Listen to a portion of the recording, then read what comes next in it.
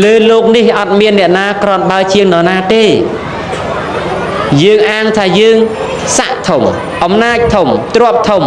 តែអាងនោះនឹងទៅអាងគ្នាជាមួយសេចក្តីឈឺនឹងស្លាប់បានដូចម្ដេច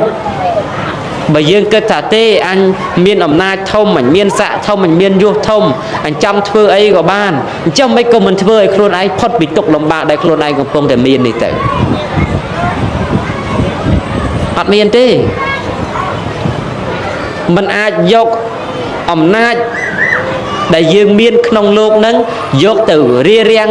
បាបប្រគ្រោះឯណាដែលយើងសាងពាក្យថាបាបប្រគ្រោះគឺទង្វើដែលយើងធ្វើអាក្រក់នឹងឯងធ្វើមិនត្រូវនឹងឯងបានគ្រោះមកដល់ខ្លួនវិញនឹងឯងអានឹងចឹងសូមឲ្យទង្វើដែលយើងធ្វើគប្បីប្រកាន់ខ្ជាប់ក្នុងក្រមសីលធម៌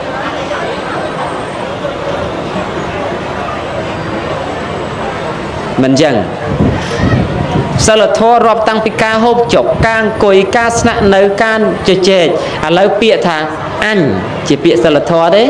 ជាពាក្យអសិលធម៌ចុះបើខ្ញុំជាពាក្យសិលធម៌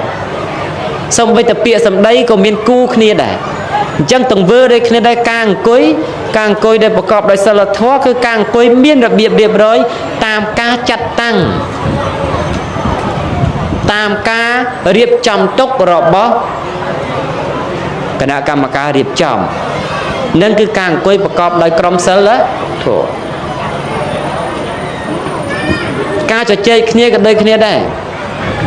វេទិកាជជែកគ្នាគឺវេទិកាយើងពិភាក្សាគ្នាតែវេទិកាដែលយើងត្រូវស្ដាប់គឺយើងមកស្ដាប់គ្នាកុំឲ្យវេទិកាដែលត្រូវស្ដាប់ទៅជាវេទិកាដែលដូចជាឃ្មុំចូលសម្បុកពាក្យយើងមួយម៉ាត់ម្នាក់ហ្នឹងមនុស្សរាប់ពាន់នាក់ទៅ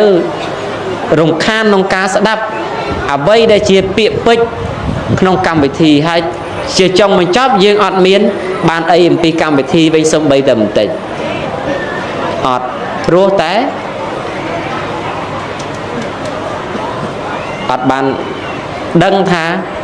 ការនិយាយពីគេមកពីស្អីហើយយើងអត់យកចិត្តទុកដាក់ឡើយតែវិភាសាគ្នាអីចឹងការថតរូបក៏ដូចគ្នាដែរការថតរូបមានការថតរូបប្រកបដោយក្រមសីលធម៌និងការថតរូបដោយមិនមានក្រមសីលធម៌អញ្ចឹងក្នុងនាមយើងជាមនុស្សជាអ្នកគោរពសាសនាជាអ្នកដែលមានវ័យយើងគប្បីប្រកាន់ខ្ជាប់ជាមួយក្រមសីលធម៌គ្រប់របៀបរៀបរយទាំងអស់ទើបក្មេងៗយកគំរូតាមពេលដែលក្មេងៗយកគំរូតាមសង្គមយើងកើតជាសង្គមដែលមានសណ្ដាប់ធ្នាប់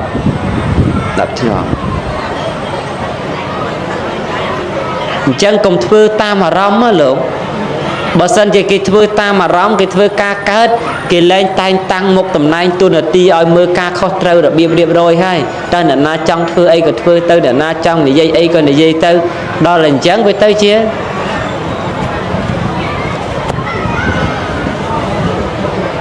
សង្គមដែលអាណាធិបតេយ្យមិនមែនប្រជាធិបតេយ្យទេប្រជាធិបតេយ្យមែនហើយតែបើយើងធិបតេយ្យពេកវាទៅជាអាណាធិបតេយ្យដូចមិញអញ្ចឹងខ្ញុំមើលទៅដូចទេមិនទេកម្មវិធីទៅមុខមិនចង់រួចកម្មវិធីមិញទៅមុខដោយលំបាក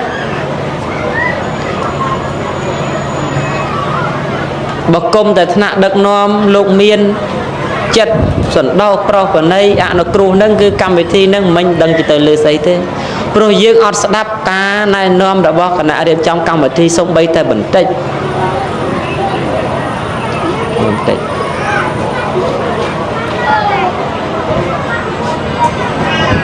ហើយទង្វើរបស់យើងបែបហ្នឹងអញ្ចឹងទៅវាអត់មែនមករកគេជួយទេវាទៅជាទង្វើមិនបានជួយខ្លួនឯងទៅទៀតនោះមិនត្រឹមតែគេមិនបានជួយយើងហើយយើងមិនទាំងជួយខ្លួនឯងទៅទៀតនោះព្រោះកម្មវិធីវាមានម៉ោងរបស់វាម៉ោងណាត្រូវគេថ្លែងសន្តរកថាគឺបកគលសន្តរកថាគេថ្លែងទៅយើងកុំទៅប្រជែងក្នុងកិច្ចការងារផ្សេង ហើយមកណាដែលគេជួបសំណេះសំណាលយើងជួបសំណេះសំណាលទៅកុំទៅបញ្ជារឿងផ្សេងដល់មកណាដែលយើងទទួលបាននៅអ្វីដែលយើងចង់បានដូចជាទឹកជាអីហ្នឹងគឺវាចង់នៃកម្មវិធីហើយដល់យើងមកកដាលកម្មវិធីវាទៅជាបាត់លម្អកម្មវិធីអស់ហើយដល់បាត់លម្អកម្មវិធីបើព្រះអង្គងើបចេញទៅតាមគេមិញទៀតអស់តែហ្មងអស់អានឹងខាតទេណាលោកនេះខ្ញុំកណាខ្ញុំអត់រយរឿងទេគ្រាន់តែបញ្ជាក់ប្រាប់ថាអីខាតអីចំណេញព្រោះយើងកើតមកស្គាល់ហើយតែអាខាតវារបៀបម៉េចនោះ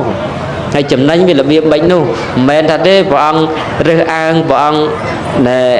ស្ដីឲ្យថាអត់ទេគឺបើជឿជាក់ព្រះអង្គតតាមព្រះអង្គហើយបើមិនតាមទេព្រះអង្គអត់រាប់ថាជាគ្នាទេខ្ញុំកណាខ្ញុំរាប់ជាគ្នាតតែអ្នកនឹងមានរបៀបរៀបរយមួយមានសជីវធម៌មួយមានគុណធម៌មួយនឹងមកខ្ញុំកណាខ្ញុំរាប់រកថាជាគ្នាតែបើយើងមកអញ្ចឹងសូម្បីតែខ្ញុំកណាបើសិនជាខ្ញុំកណាអត់មានបញ្ញាបាននឹកឃើញរឿងហ្នឹងទេនឹកឃើញបើសិនជាមនុស្សធម្មតាវិញនឹកឃើញថាចុះគាត់មកធ្វើអញ្ចឹងណោះគាត់នឹងគ្នាខាងណាហ្នឹងសង្ស័យគាត់នឹងអ្នកបកចលាចលទេអីមកបើសិនជាបងប្រុសបងស្រីដែលកំពុងតែមានអាការៈដូចជាចុកឆ្អល់លមួភើច្រាសម្រានមិនសូវលក់បាយមិនសូវបានបើនិយាយពីដណ្ដវិញដណ្ដសហូបអីមិនសូវមានរសជាតិឈឺក្បាលធីងថងសម្រានមិនសូវលក់ហើយបើនិយាយពីខ្នងវិញរៀងចុកកន្លែងបោះដៃផុតនេះបងប្អូនបើនិយាយពីស្បែកវិញគឺស្បែកស្ងួតស្បែកស្អាតមិនសូវស្រស់ថ្លានេះគឺជាអាការៈក្រពះពោះវៀនបងប្អូនអរគ្នា